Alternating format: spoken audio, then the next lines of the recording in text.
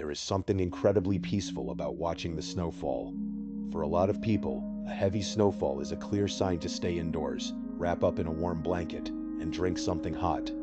But for others, a snowstorm is an invitation. It is like watching lightning strike or seeing a shooting star. It is just one of those unique things that you have absolutely no control over. And when it happens, you feel this irresistible urge to go out and experience it fully. This was exactly the case for a young man who lived right on the edge of a vast, dense forest. It was a weekend, either a Friday or a Saturday night, and he did not have any major responsibilities the next day. He was just relaxing in his bedroom, completely lost in a book. The weather forecast had not predicted any snow for that night, which was unusual because he always checked the weather apps constantly during the winter months. But as he looked up from his page, he noticed the world outside his window had suddenly changed. It was like someone had casually flipped a switch. The snow was falling heavily, fast and thick, quickly covering the grass and the driveway in a deep white blanket. Without thinking too much, he instantly knew what he wanted to do.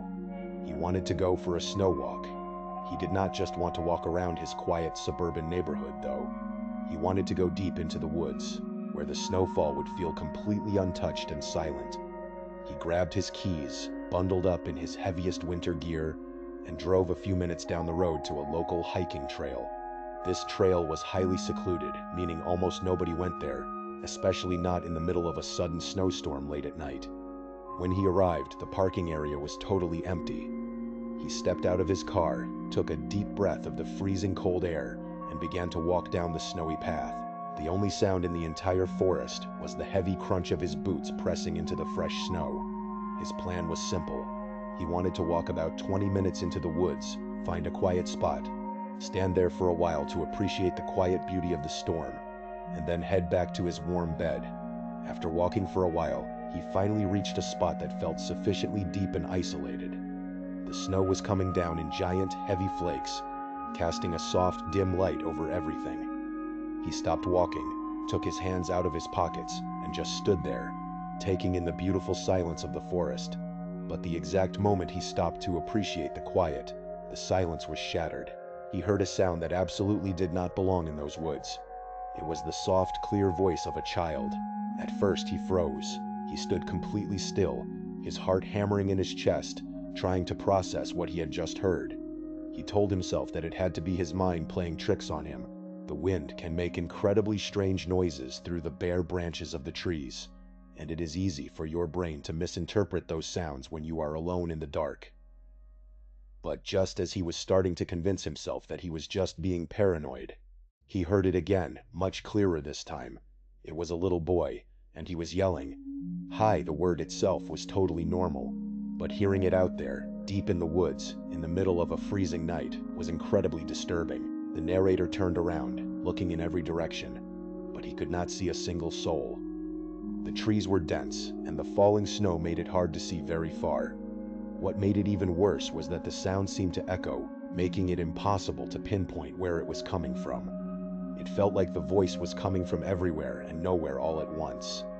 Just as he was about to give up and run back to his car, the voice spoke again. It was definitely a young boy, and this time he said, "Up here, silly." The narrator instinctively looked up into the canopy of the trees, and there, sitting high up on a massive branch of a tall tree, was a little boy. He looked to be about 9 years old, and he was completely bundled up in winter clothes. He was perched on a branch that had to be at least 20 feet off the ground. Seeing the boy actually calmed the narrator down for a brief second, simply because the mystery of where the voice was coming from had been solved. He walked closer to the base of the tree, keeping his eyes locked on the child. The boy was staring back down at him with a massive, incredibly wide smile. It was the kind of smile that looked forced and unnatural, like someone who had never actually learned how to smile, but was trying their best to imitate the expression. As the narrator stood at the base of the heavy trunk, looking up, a cold wave of dread washed over him. He noticed two highly unsettling things. First, there was not a single footprint in the fresh snow surrounding the tree. The snow had been falling for about 45 minutes, which meant this little boy had to have climbed up into that tree before the snow even started falling, and had been sitting up there in the freezing cold the entire time. Or Even worse, he had somehow gotten up there without touching the ground at all. Second, the trunk of the tree was completely straight and smooth. There were no low branches, no easy handholds, and no ladder. Even for an experienced, fully grown climber with professional gear, getting up to that first branch 20 feet in the air would have been extremely difficult. It was physically impossible for a 9-year-old child to have shimmied up that tree by himself in the dark. The boy smiled down and waved. The narrator, trying to keep his voice calm, called up to him and asked how he had gotten up there. The boy simply replied, "It is a secret." Then he went right back to staring with that creepy, unnatural grin. The narrator was at a complete loss. He knew he could not just leave a child out in the freezing woods, but he had no way of climbing up to get him. He was trying to figure out what to do, perhaps call the police. When the boy suddenly stood up straight on the high branch, he looked down at the narrator and said, "Watch this." Before the narrator could even process what was happening, the boy leaned backward and let himself fall. He plummeted at least 30 feet through the air. The narrator let out a loud scream. He watched in sheer horror as the boy fell straight down, landing flat on his back with a horrific wet thud against the hard ground. There was no way any amount of snow could have cushioned a fall from that height. The narrator was certain the child was dead or at least severely injured. He ran forward to help, but before he could even reach the spot, the boy suddenly sprang up off the ground like a coiled spring. Without making a sound, the boy turned and began sprinting away, deeper into the dark woods. It made absolutely no sense. A fall like that should have broken his spine, but he was running as fast as an athlete. The narrator screamed again in shock, but instead of doing the smart thing and running back to his car, his instincts took over. He felt a deep sense of responsibility and panic, so he chased after the kid. He followed the boy's footprints in the fresh snow. After running for a few seconds, he began to hear a sound that made his blood run cold. It was the boy, and he was laughing. It was not a normal child's laugh. It was a loud, high-pitched cackle that echoed through the dark trees. It was clear that the boy was toying with him, playing some kind of sick game. The footprints led past a large tree. As the narrator sprinted past the trunk, he suddenly felt a heavy weight slam into his back. Something latched onto him with incredible force, throwing him off balance. Both of them went tumbling into the deep snow. It was the boy. He was on top of the narrator, clawing wildly at his face, neck, and shoulders. The narrator screamed, trying to block his face as he felt sharp fingernails tearing into his flesh. He could feel warm blood starting to run down his neck. The boy was making a strange wailing sound as he scratched and bit. With a sudden burst of adrenaline, the narrator managed to push himself up, grab the boy, and fling him over his shoulder. The boy hit the ground, but he did not even pause. He scrambled back onto his feet and ran off into the darkness, his high-pitched cackling fading into the distance. This time, the narrator did not follow. He was bleeding heavily from his neck, and his hands were shaking violently. He took off his winter hat and wrapped it tightly around his throat to try and stop the bleeding. Terrified and lightheaded, he began the long, agonizing walk back to his car. The next 20 minutes were a complete blur. The combination of blood loss, extreme cold, and sheer panic made him lose track of time. The next thing he knew, he was waking up in the back of an ambulance. Later, at the hospital, the police arrived to take his statement. He explained everything that had happened, repeating the bizarre details of the encounter over and over again. But when the police went out to investigate the area, they found something that made the narrator question his own sanity. They had located his car and followed his footprints into the woods. They found the spot where the struggle had taken place, and they found his blood in the snow. But they told him that there was only one single set of footprints out there, his own. There were no tracks from a little boy, no footprints leading to the tree, and no footprints running away into the woods. The narrator was completely devastated. He knew what he had experienced, but the physical evidence simply did not exist. A few days after being discharged from the hospital, he went back to the trail. A new storm had covered any remaining tracks, and the woods were completely silent. To this day, he has no idea what he encountered out there, but the memory of that unnatural grin and the feeling of those fingernails on his neck still haunt him. Our second story occurred during a winter break when a college sophomore was 19 years old. His parents had gone away, leaving him with the house to himself for almost 2 weeks. In the middle of the second week, a massive, historic snowstorm hit the region. The weather forecasters had been warning everyone for days, but the actual storm was even worse than predicted. By the time he woke up on a Saturday morning, there was already a foot of snow on the ground, and it was still coming down in thick, heavy sheets. The local snowplows were completely overwhelmed and could not keep up with the accumulation. By the late afternoon, the roads in his neighborhood were entirely impassable. Cars were stranded, and the streets were dead silent. His neighborhood was not a typical tight-knit suburban area. The houses were spaced very far apart, separated by large, dense patches of woods and empty lots. This layout was beautiful in the summer, but during a winter blizzard, it made the entire area feel incredibly isolated and lonely. By 6 in the evening, the narrator was dying of boredom. The power had flickered, and the home's Wi-Fi had completely cut out while he was sleeping. Without internet, he could not play video games, watch movies, or talk to his friends online. The house felt incredibly quiet and cold. He had only one close friend who lived in the area, a guy named Ryan. He knew Ryan was at home because they had hung out just the day before. As he sat in his quiet bedroom, staring out at the whiteout conditions, a crazy idea popped into his head. He decided he was going to walk all the way to Ryan's house to surprise him.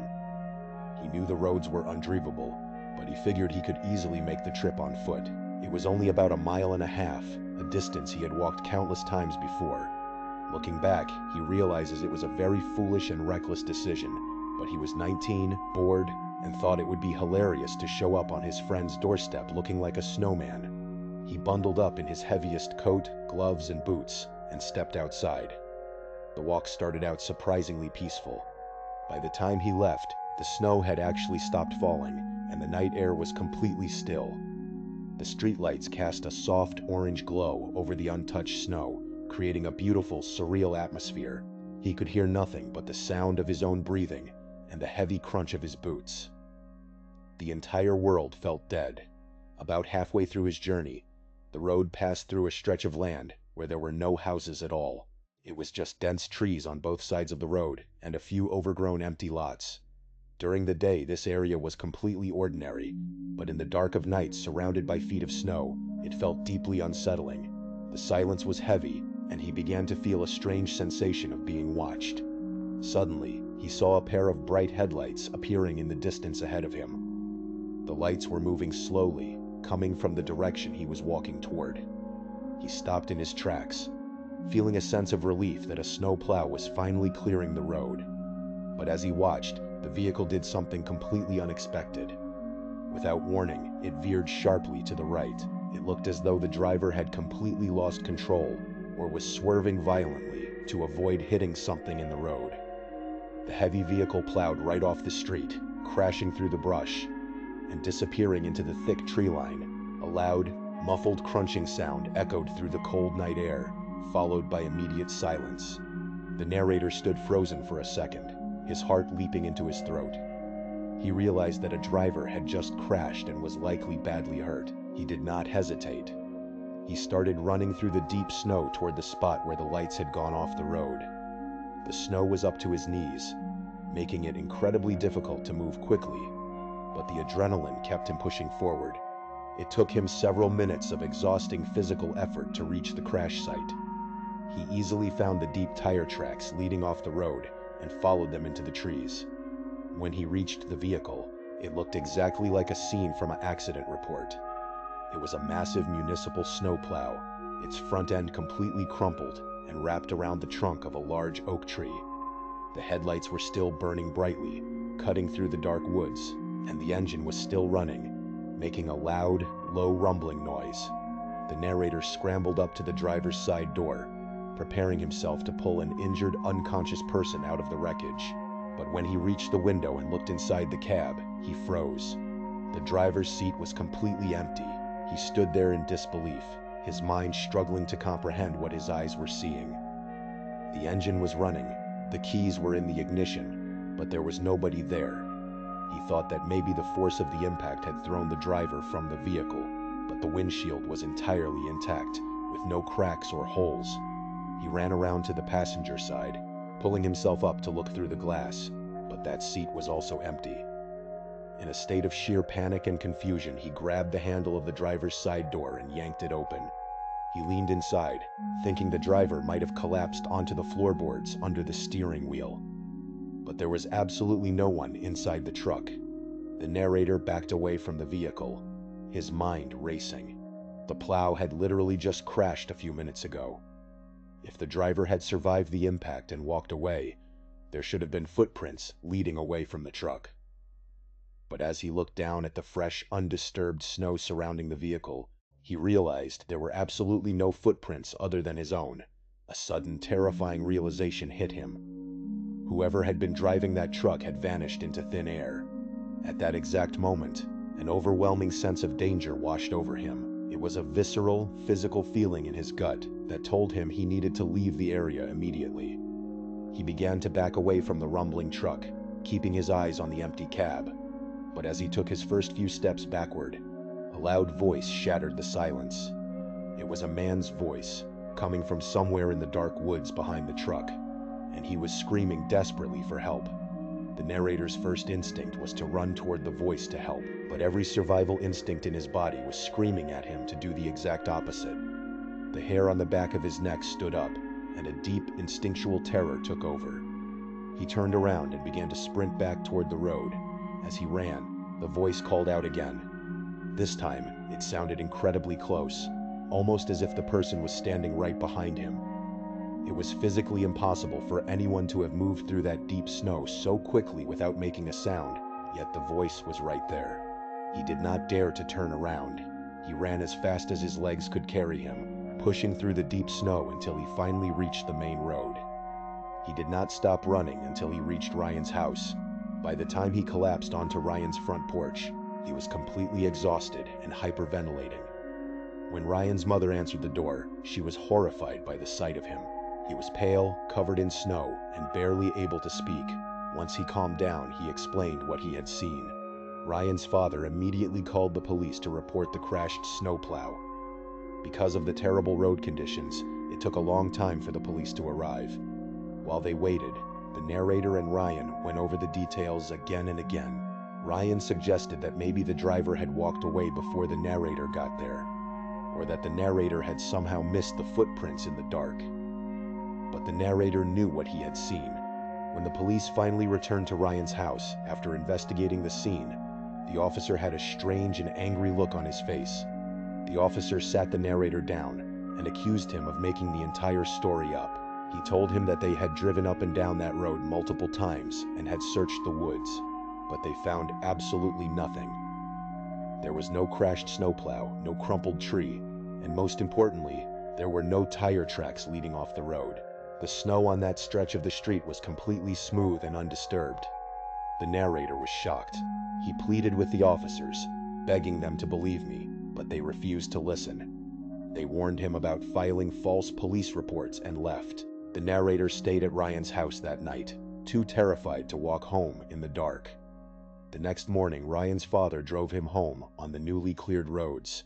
He looked out the window as they passed the stretch of woods, but the snowplows had already cleared the streets, leaving no trace of what had happened.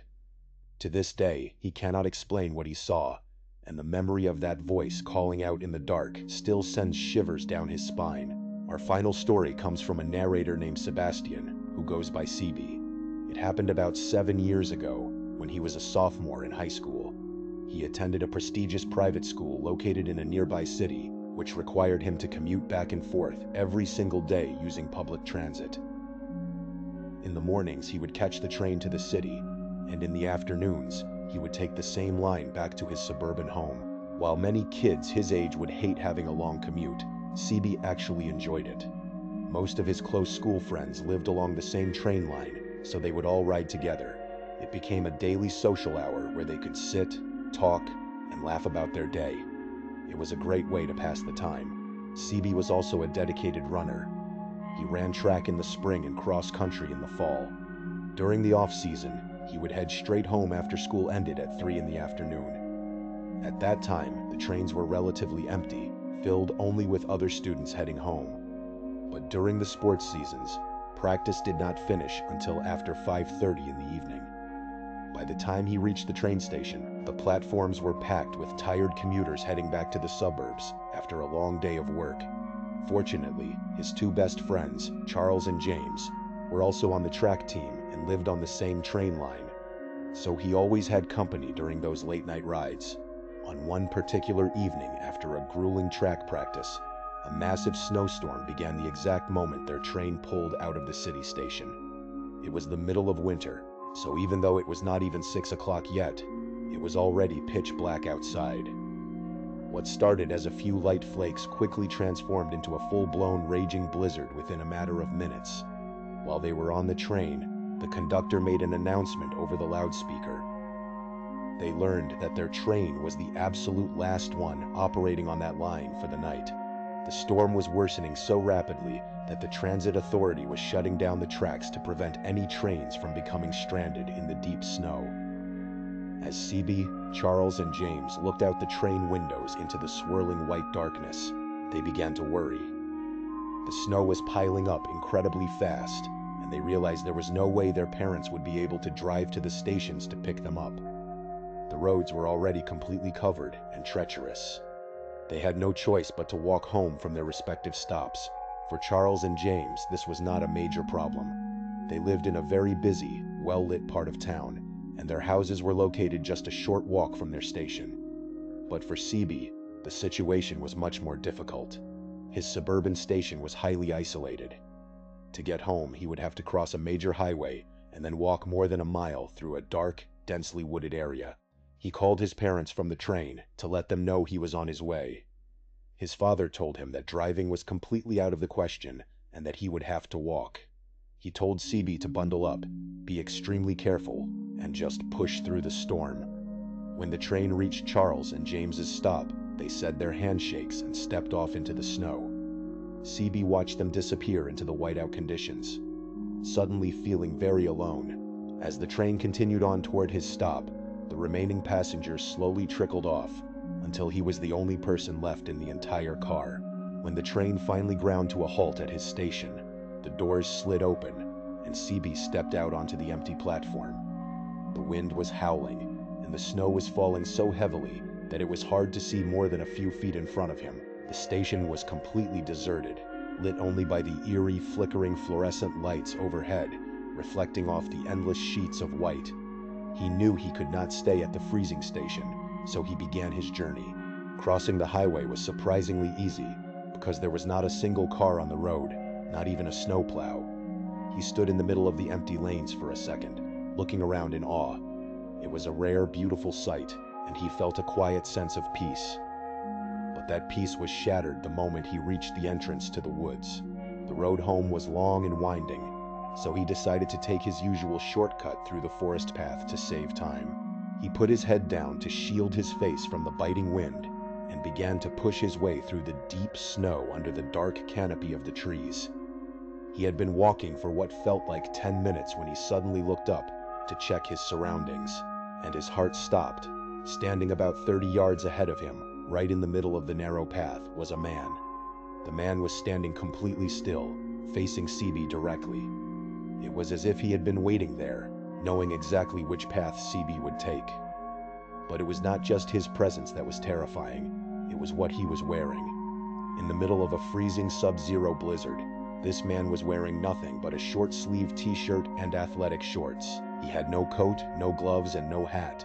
As CB stared at him in utter disbelief, he saw the man's face clearly under the dim light of the snow.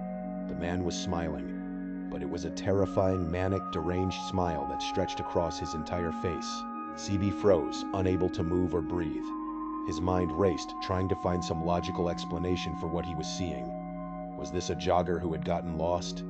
A neighbor who had lost his mind? Before he could formulate a single thought, the man's expression changed.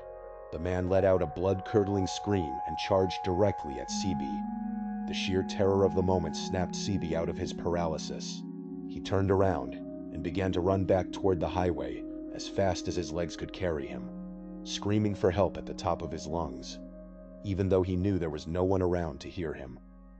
Running through deep snow is like running through water. Every step was an exhausting struggle. He could hear the heavy, frantic footsteps of the man closing the distance behind him, accompanied by terrifying guttural grunts. The chase felt like it lasted for hours, but it was likely only a few minutes of pure adrenaline-fueled survival. Finally, CB burst out of the tree line and hit the asphalt of the road. He sprinted a few yards down the pavement before finally gathering the courage to look back over his shoulder. The path behind him was empty. The man was gone. CB did not slow down. He ran the entire remaining distance to his house, keeping to the open roads. As he ran, a terrifying thought occurred to him. He was leaving a perfect trail of deep footprints in the fresh snow. If the man wanted to follow him, all he had to do was trace those steps right to his front door. When he finally burst through the front door of his house, his parents were incredibly relieved to see him.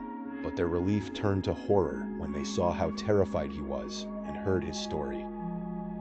His father immediately wanted to go out into the storm with a flashlight to search for the intruder, but his mother begged him not to leave the house. They locked all the doors and windows, and CB tried his best to calm down. After a few hours of tense waiting, nothing happened, and his parents eventually went to bed, thinking the danger had passed. CB went to his bedroom, but he could not sleep. He lay awake in the dark, his mind replaying the terrifying image of the man's deranged smile and his short-sleeved shirt in the freezing cold. How had that man not frozen to death? Suddenly, a loud, sharp scratching sound against his bedroom window startled him. He jumped out of bed, thinking it was just a tree branch being blown by the heavy wind.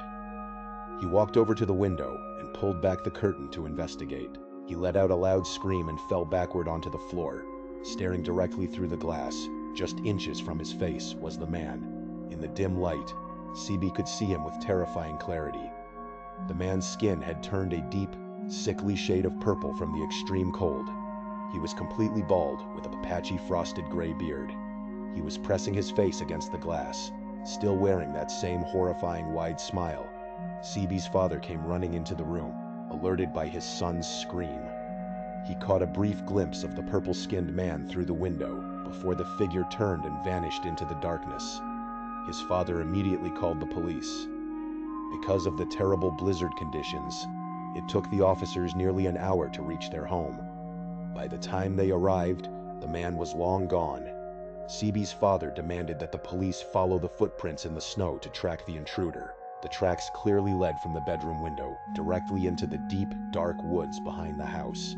But the officers shook their heads. They told the family that they could not risk going into the dense forest in the middle of a raging blizzard at night. CB's father became furious, screaming at the officers and nearly starting a physical altercation. But the police refused to budge. They eventually left, promising to patrol the area the next day, but nothing ever came of it. For weeks afterward, CB lived in a state of constant fear, constantly checking the windows and locking the doors. He never saw the strange freezing man again, and he still has no explanation for what happened that night. These stories remind us that the winter wilderness can be a beautiful place, but it can also hide secrets that defy all logic and explanation. When the snow covers the ground, it seems to bring out the strange, the unexplained, and the flat-out terrifying. Whether it is a mysterious boy in a tree, a vanishing snowplow, or a freezing stranger who refuses to let go, the cold has a way of making us realize just how vulnerable we really are when we step out into the dark. Thank you so much for watching. Let me know what you thought of today's episode in the comments. And remember, we have a whole playlist of true crime episodes ready for you to binge right now. Until next time, see ya.